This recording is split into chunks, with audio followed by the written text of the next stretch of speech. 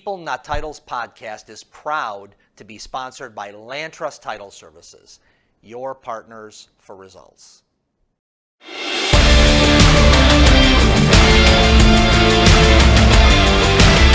Hello, this is Steve Kemp with the People Not Titles podcast, and I'm here with Andrew Heap, who is an attorney with Kane, Heap, and Munson? Monson, yeah. Yeah, okay, Monson. And I am so excited. I wanted to talk to Andrew for some time. And Andrew, welcome to the program, the podcast. And so how's things going? It's summertime. Is the market starting to, get liven up? Yeah, thanks for having me on, Steve. You're welcome. The market absolutely is starting to pop. I'd say June has been our busiest month by far. Okay, excellent.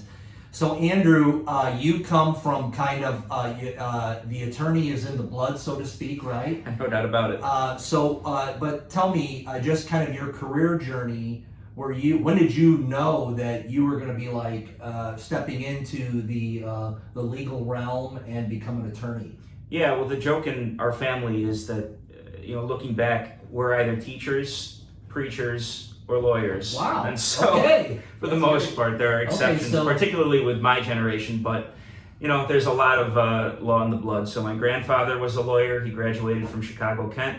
My dad was a lawyer. He graduated from Chicago, Kent.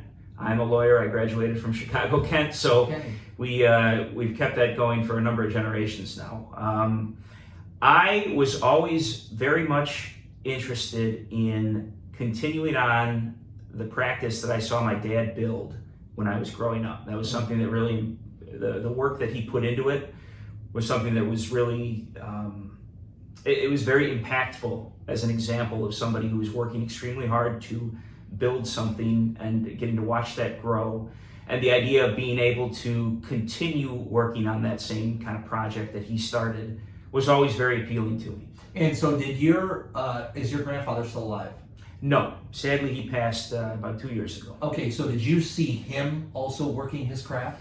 He transitioned from being a lawyer in private practice to being in politics.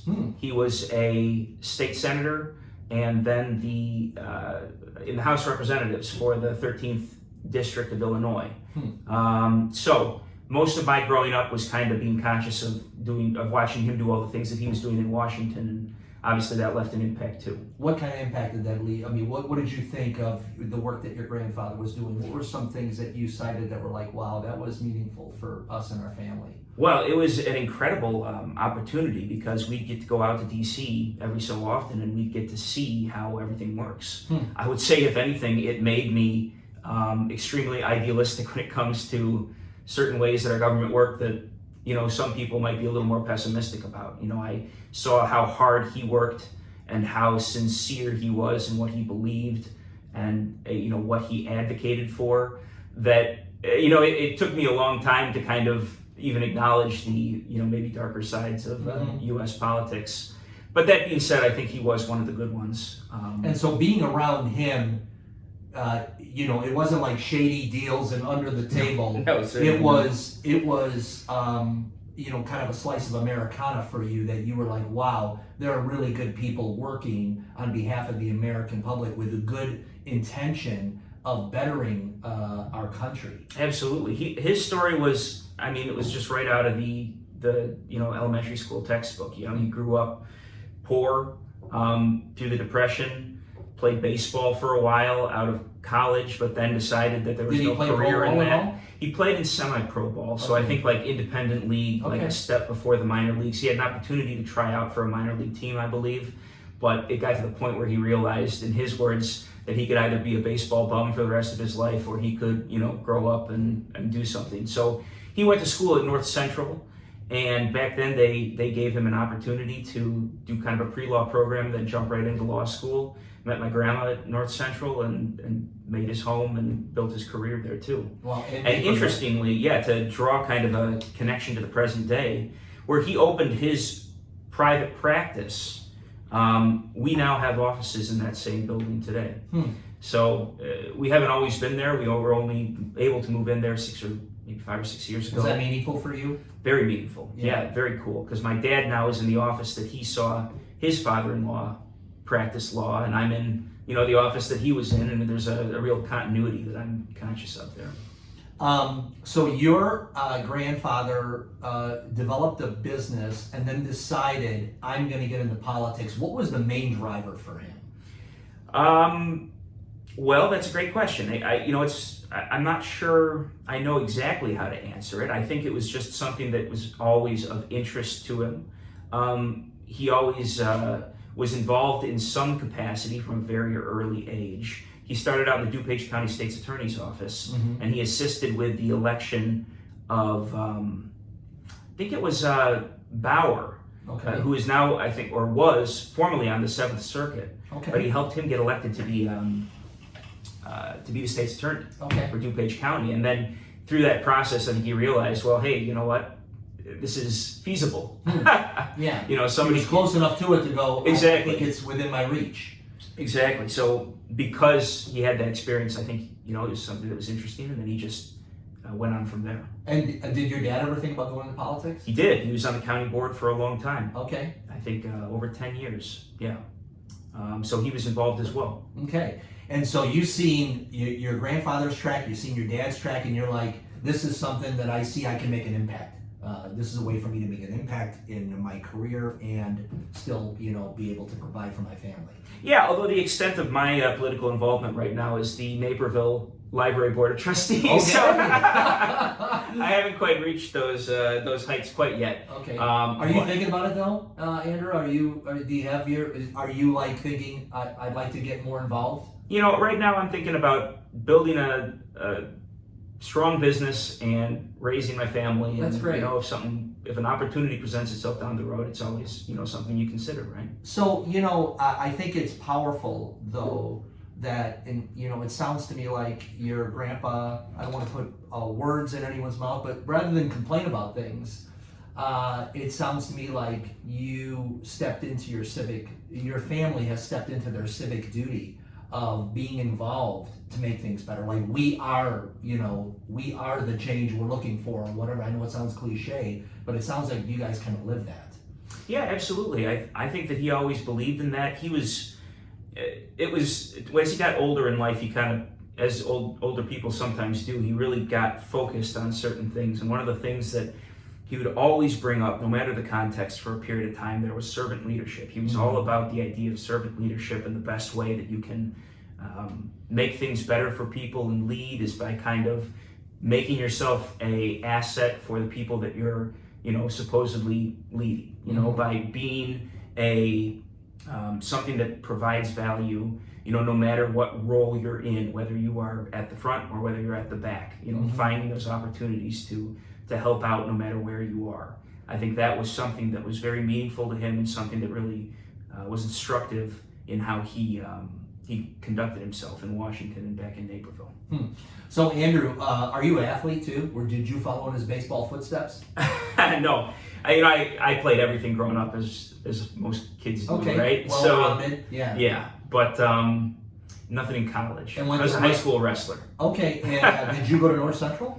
I did not. No, I went to Indiana for undergraduate before coming back here for school. And were you a part of some of the basketball heyday at all? No. As soon as I got on campus, they were immediately terrible. So it was Bobby Knight was long gone at that point. So unfortunately, I missed. I think we had a good soccer team, but that was the extent of it, unfortunately. Okay. Yeah. Some of my friends played Indiana soccer, and that was Is that right? So are you familiar with? Oh yeah, very. Yeah. In fact, I coached with a Naperville legend. He actually coached at Wabanzi, Angelo DiBernardo. He lives in Naperville, and he won the Herman Trophy, which is the Heisman Trophy of soccer at Indiana 2 years in a row. Is it still considered a pretty prestigious program? Yes, 100%. Interesting. Yeah. Okay. In fact, the coach that was the coach when you were there, I can't. His name escapes me right now. His son is now coaching there, and so the men's program and the women's program are fantastic. Oh, that's pretty cool. Mm-hmm. Okay, so when you graduated from law school, was it immediately assumed that you're going to step into the firm that was already created? Or was that like a decision point for you? Yeah, it was something that I always wanted to do. So it was kind of, obviously there were a lot of conversations, with my dad to see, like, is this a good fit right from the jump? But yeah, we decided that if this is what I wanted to do, then that's the direction that we would go. Great. And so, did you get involved in real estate law right away? No. Interestingly, when I jumped in, my focus was on criminal law. So the whole litigation side of things, all that, like spending most of your days in court, only coming back to the office when you had to. And so what kind of training, so from a litigation standpoint, what kind of training did you have to argue your case? Was most of it outside of law school, kind of post facto, or was it during law school that you learned most of your kind of debating skills? Yeah, well, I got a certificate in criminal litigation in law school, so there was definitely an emphasis on the classes that I selected then of kind of making sure I knew what I was doing when I got out. But I would say, and I think most attorneys would agree with this, law school, there's not a lot of practical application when you actually get out and start practicing, because every situation is going to be very specific to the context of wherever you end up. So most of the skills that I used when I was first getting out of law school were things that I learned after I got out of law school. And when did you start? How soon was it that you started arguing your own cases? Was it right out of the gate, or? Pretty quickly, yeah. I Okay. mean, arguing motions is something that happens, fairly regularly, I would say. So that's something that I had to do. I didn't do a ton of trials because in a lot of criminal practices, the trial is definitely de-emphasized. You want to try to get a resolution before you have to take even the on trial. the steps of before Right. the first. Right. And in the situations where it did go to trial, typically it was the more experienced attorney that was taking the lead on that. So I would sit second chair in some of those situations, but I didn't get too much of an opportunity to participate. Okay. And then what was the toggle over to real estate law for you? Well, for me, it was I got tired because I wanted to pull my weight. Right? I didn't want to have to depend upon a salary that I was getting, just by virtue of being there. And I got tired of, in my networking, having to tell people, hey, nice to meet you. If you ever have the worst day or night of your entire life, I want you to remember my name. Or if you know any criminals. Yeah, exactly. So, yeah. And it was something that it really wore me down, because I felt like, I was spinning my wheels at all of these, Chamber of Commerce events or, law. So business community development events became kind of tricky. Exactly. It was something, and you know what, there are ways, and there are people who are very good at it. I guess I prefer to meet people and to kind of build my network that way. And this was just, I felt like it was a very ineffective way of doing it, and it just kind of wore me down. And I was like, you know what, the nature of the business itself is also something that I can see would, not... Wasn't a fit. It wasn't a fit for me. Yeah, I think it takes a very particular kind of personality to be able to do that kind of law for their entire career. I wasn't necessarily sure that it was my personality. So, I looked and saw at what actually was something that I could do, that I was feeling more fulfilled, that I felt like my actions out in the community would be rewarded by increased business opportunities. How long, that's a know thyself kind of moment, right, Andrew? And how long, from the time that you're a litigator to the time that you were like making that decision, how long of a time was that? I'd say 3 or 4 years. Okay, so it takes time to, it doesn't happen overnight. It takes time to do something to where you realize, wow, this isn't a fit, and maybe this is the direction. Yeah, I think you have to be honest with yourself too. I think you have to look at it and really say, is this for me? I mean, it would have been the easiest thing in the world to kind of keep plodding forward, but the way it's turned out, I don't think anybody could argue that I didn't make the right decision in terms of trying to focus on what I felt was my strength. Okay, and so what did that look like when you first started? Were you like half-time a litigator, half-time real estate law? Yeah, there was definitely a transition period. Now, we're a general practice firm in a lot of ways, so we've got, I think, 5 or 6 attorneys at this point, and they cover various things. Estate planning. Yeah, estate planning, probate stuff. Do you guys do any traffic? Yeah, well, traffic definitely falls under right. the criminal side of things for sure. Yeah. But and I won't list everything, but it's just that we are able to handle a lot of different situations. Sure. So I did have some of that institutional knowledge to draw on, and the opportunity to try different kinds of cases as I was, just trying to be useful around the firm, but also find what would be the best fit for me. Yeah, and one of the things, I've been in real estate since the 90s, and one of the things that I noticed just about law firms in general, and for people who are listening that aren't necessarily lawyers, is that back then it was very common to be like the family lawyer, and if Joey got arrested, you took care of that, and if you need the will, and all this, where what really has changed in real estate law is that lawyers are focusing on that, and that's something that you chose to do, is basically say, okay, I'm going to make real estate law my main area of focus. Absolutely. Okay. And I think there's a ton of benefit to being able to really devote all of your the vast majority of your resources to that one thing. Now, that being said, I feel like having a generalist background is actually a very useful thing 100%. because the real estate world, it touches on all sorts of different areas of law. I mean, I get business law questions, I get estate planning questions, I get probate questions, and I'm able to help with a lot of those questions that I get. And I would say, actually, one of the strengths of our practice is that we do provide on probate issues. So a situation, let's say, where somebody's died intestate, and you're trying to figure out what needs to happen to get the real estate sold and to get all the other assets distributed.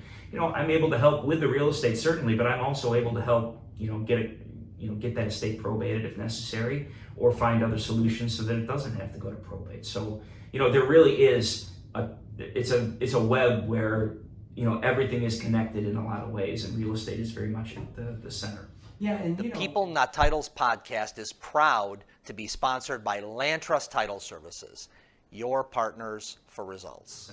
Yeah, and and part of your experience of litigating in a really professional corporate environment where there's big dollars on the table and you have to find a solution, whether it be accident case or a criminal or whatever it is, really translates well into real estate from the standpoint of that there is a negotiating aspect that in Illinois particularly a lawyer brings to the table, where you need to be able to navigate to get to the closing table, and it's an artful dance of communication in some cases.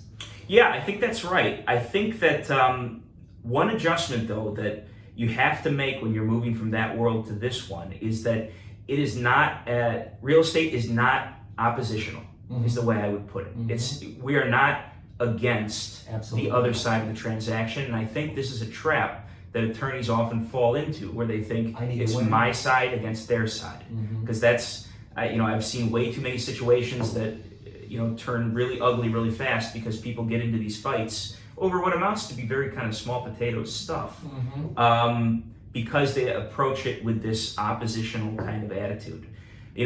What I found is the best way to do it is to understand that you are all on the same team. Your goal is the exact same, which is to make sure that file closes. Now, obviously, there are things that come up where you might recommend to your client, this might not be the one for you. But in the vast majority of situations, I feel like my job as the attorney is to make sure I clear as many obstacles and hurdles out of the way so that we can get to that closing table, we can sign those papers, and everybody can go home happy with a job well done. So Andrew, is that when we talk about personal brand, and because it's one thing, I have my law degree, but you're really an entrepreneur, you're a business builder, you're a business developer in many regards. Is that part of your personal brand, that why agents come back to you is because of your ability to get to the closing table and remove those obstacles? Absolutely. It's funny, when I was starting out and trying to, because I make it sound like it was an easy transition, but generating business in any capacity is hard. It takes a ton of work. And I remember asking a partner early on in this that does a lot of real estate, so, what do you do? Like, what's the trick to, getting people to trust you and get them to work with you? And what he said was, just do good work, and the word will get out, and you'll be fine. And I think that's true, like to a certain extent. But it's not the whole story. I think that's kind of the ticket for entry, right? Yeah. You know, just being able to get the job done and to do it in a competent way, you know, where, you know, you're not doing anything that's going to cause problems for your clients. That's step one. I feel like my personal brand, if I would, you know, characterize it like that, would be working with people that you like to work with and that like to work with you. And I feel like by building strong relationships with the people that I'm doing business with, I feel like those have been the most productive business relationships, you know, and just relationships, period, you know, personally, professionally, however you want to characterize it. I feel like this kind of law is very cool in that there's lots of business out there if you need to go find it. You really have the opportunity to work with the people that you want to work with, though. And it's so much better when you see that name blinking on your telephone and you're like, oh, good. Great, yeah, it's you know, Joe Realtor that, you know, I've done a bunch of business with, and, you know, we had drinks the other day, and he's a real decent guy. You want to pick up that phone call as opposed to, you know, a situation where you see that name and you're like, oh God, here we go again. You know, Andrew, what I'm picking up from you, you know, just kind of a common thread of what you're talking about is that it's important to you, you know, there's some people that you meet that are just kind of grinding through life and they're waiting to, you know, they're working to be done working, or they're, you know, doing things to say, hey, I got 4 more years and then I'm out of this. But it seems to me like it's really important that you really like what you do and that you have joy in what you do. It's almost kind of like a be true to yourself type of person. Yeah, absolutely. Where'd that come from? I think that's so important because, and this is another thing that I've noticed from attorneys that have been doing it a long time, if you're not doing something that you can at least, you know, get something out of, like you were talking about, it grinds you down by the end. And there's something about law particularly. Maybe it's not. Maybe there are other fields that are like this as well. But I've noticed that with lawyers who have been doing something that's not for them for too long, it makes you kind of weird. After 30, 40 years, you get eccentric, you get grumpy, you know.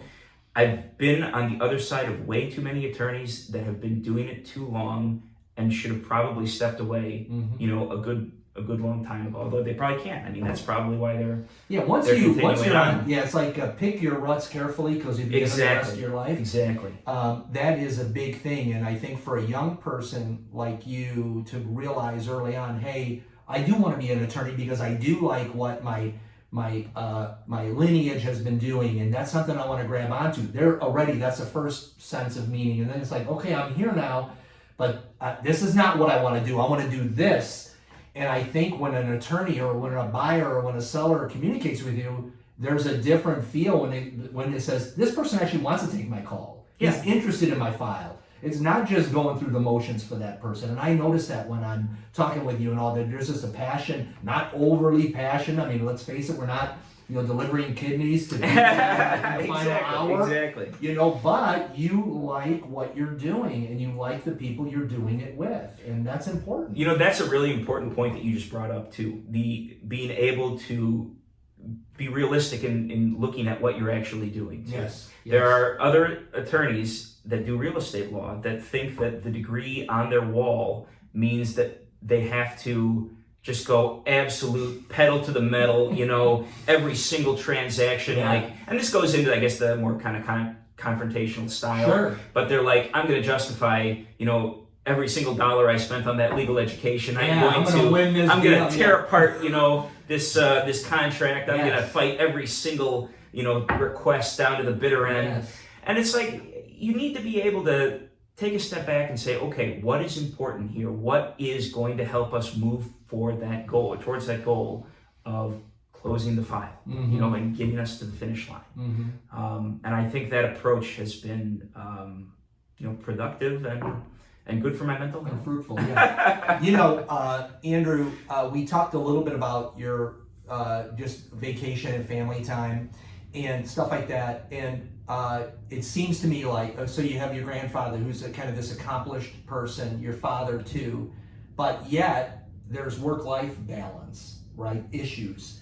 And how do you create that balance for you yourself, you know, being on the board here at the library, you know, which is, you know, philanthropic to some degree of giving back, and, you know, being a dad and a husband and all those. How are you balancing that? And yet you have to be responsive, right? There's deals done on the weekend. There's work that spills over into some of that time. What's kind of your mindset or philosophy on that? Well, I've got 3 kids. I've got a 6-year-old, a 4-year-old, and a 9-month-old right now. So when I get home from work, I start another kind of work right away. There's very little. There's very little downtime. Right. So yes, I mean the balance thing is something that I feel like everybody that I've talked to that has my kind of circumstances struggles with. I don't think there's any way to get around it when you work so hard at home and then you work so hard at the office. And I think what you need to do is just know how to prioritize.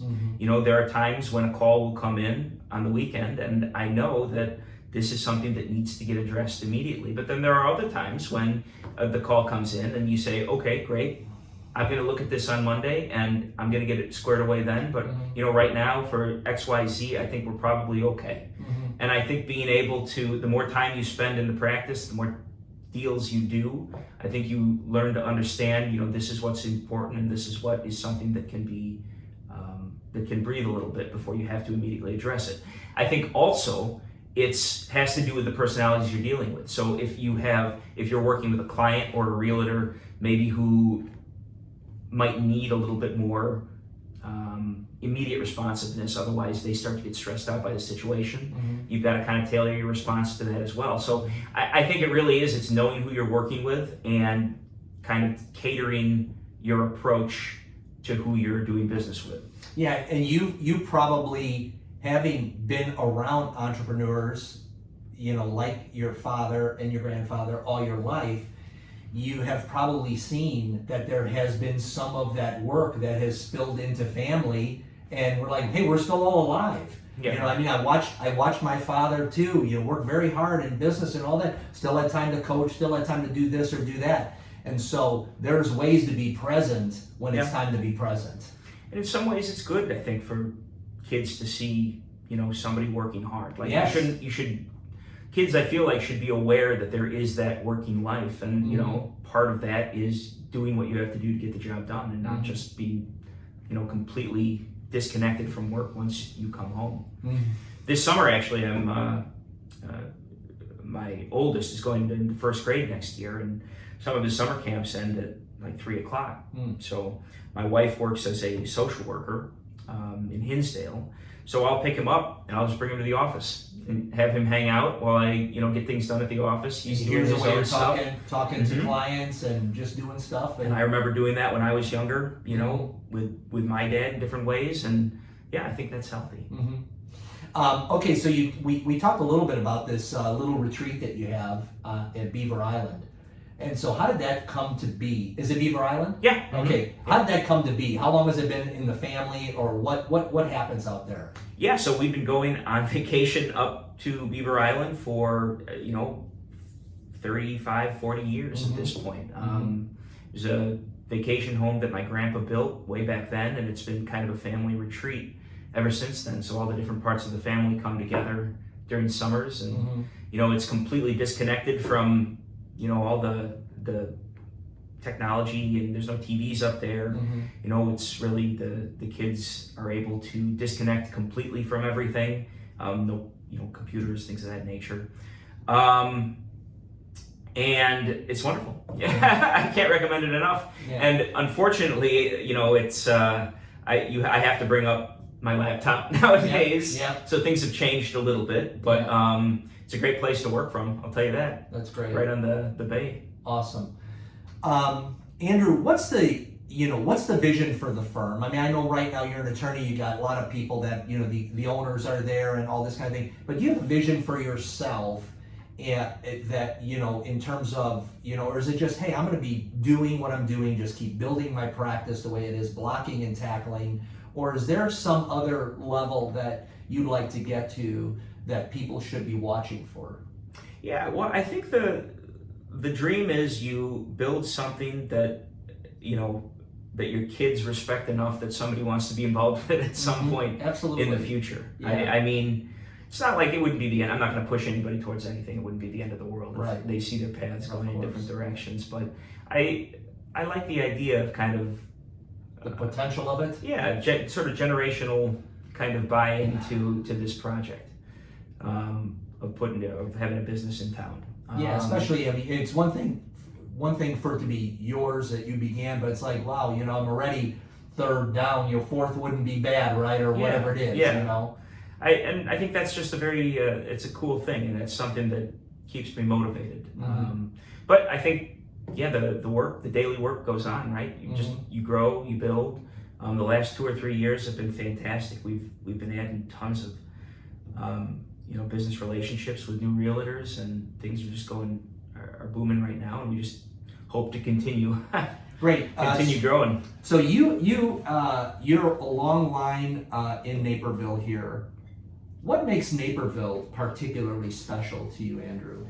Well, I mean, it's my home. Yeah. But I wouldn't say that I'm bound to Naperville. No, of course not. Yeah, we work with. You work across all the Collar counties. All the Collar counties, and we'd be going to the city if we like the realtor. Yeah. But I mean, from a community standpoint, what keeps you here? Yeah, I live within a quarter mile of where I grew up, so it's been very rewarding to see my kids interact with my folks. That continuity is important. Live about a mile from where my grandparents raised their family, although both of them, are unfortunately passed within the last year. So it's just, I don't know, it's hard to describe other than, it's my home, and that's where I want to kind of invest my time and energy. That's great. It's one of the unique things, people have moved to Florida right during the pandemic, or Tennessee or whatever. And one of the things, as I hear, and, I too have been from the Chicagoland area for all my life, and, I see there's a lot of that is in the Midwest, and particularly in these communities in the Western corridor, of people that it's multi-generational people that have really invested into their community, and their next generation is investing in as well. I think it's something that's really unique about this kind of Naperville, Wheaton, there's all these different areas. I very much see what you're saying. Yeah, there's a lot of that. I think it's cool too that I walk downtown and I have a memory associated with every single building on every single street in downtown, basically. Yeah. And that's something that takes a long time to build. Like I have an affinity for the buildings and the ground and the parks themselves, not just like the idea of it, but the physical places that I go, that I take my kids to. So it's funny. I see people that were so involved in the community, then as soon as they retire, they pop off to like you said, Florida, and that's fine. I mean, more respect to them if that's them, but I just think that's not how I was built. I think I'll probably be here for my entire life. That's great. That's great to hear. So wrapping up, Andrew, I just want to talk about your relationship with Ania, and just maybe what she brings to the table. Ania is our senior account exec at Landtrust Title Services. What does she bring to you that adds value to your business, to your everyday, that kind of thing? How are you, just seeing that relationship? Yeah, Ania and Landtrust are awesome. I've had nothing but good interactions with them. Have not had a bad one yet. So awesome. I'll say that to begin with. Wow. Ania's been great. She has, I feel like, gone above and beyond in terms of connecting me with, her resources, and she's got a ton of resources from her past experiences in the real estate world, and giving me an opportunity to meet people that I otherwise wouldn't have met. Being a resource on closings sometimes, even when I need something to get addressed sooner rather than later, and I know that she's just a phone call away and she knows the right people to reach out to. She's been fantastic. Yeah, she knows how to navigate those waters. If something gets stuck, every now and then it does. She jumps right in too. So she's a great people person too. Yeah. She's a bridger. Yeah. She knows kind of the people that you would get along with and would be a good business relationship with. That's what I've noticed. It's been rare that she's introduced me to someone where it's been like, well, why are you connecting me with this person? Yeah, that was a dud. Yeah. That's great. That's good to hear. Well, Andrew, I just want to say thank you for sharing time. I really I hope that people that are listening are able to really just see the kind of person that you are, and be able to see, wow, this is going to be a fit for me and my business in this way or that way. So, and we'll put all your contact information in our show notes and all that. Yeah, that'd be great. Yeah. Again, thanks for having me on. Yeah, It's fun. thank you. Okay. Hey, thanks for listening to the People Not Titles podcast. We are proudly sponsored by Landtrust Title Services. If you enjoyed the podcast, please hit the like button, please subscribe, and we'd love it if you'd share our podcast with your friends. Thanks a lot.